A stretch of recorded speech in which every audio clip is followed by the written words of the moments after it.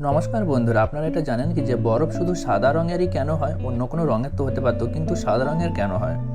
99% মানুষের অজানা। শীতের মরশুমে অনেক পর্যটক তুষারপাত দেখতে পাহাড়ে যান। অনেকেই এই তুষারপাত পছন্দ করেন, যেখানে সর্বত্র সাদা বরফের চাদর দেখা যায়।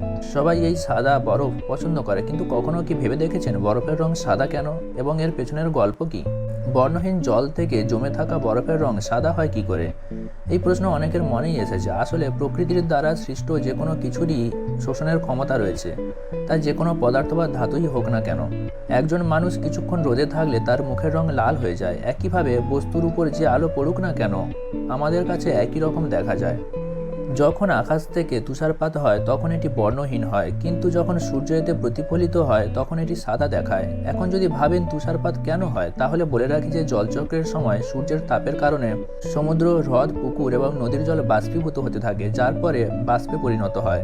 আর বাষ্প হাওয়ার চেয়ে হালকা হওয়ায় আকাশের দিকে উঠে যায় এবং বায়ুমণ্ডলে পৌঁছায়, যা একত্র হয়ে মেঘের রূপ নেয়। অনেক সময় এমন হয় যে এই মেঘগুলি বায়ুমণ্ডলে উঁচুতে পৌঁছে যায় এবং সেখানে তাপমাত্রা খুব কম থাকে। সহজ কথায়, বায়ুমণ্ডল খুবই ঠান্ডা। এমন পরিস্থিতিতে মেঘের মধ্যে উপস্থিত জলের ফোঁটাগুলি ছোট ছোট তুষারে পরিণত হয়।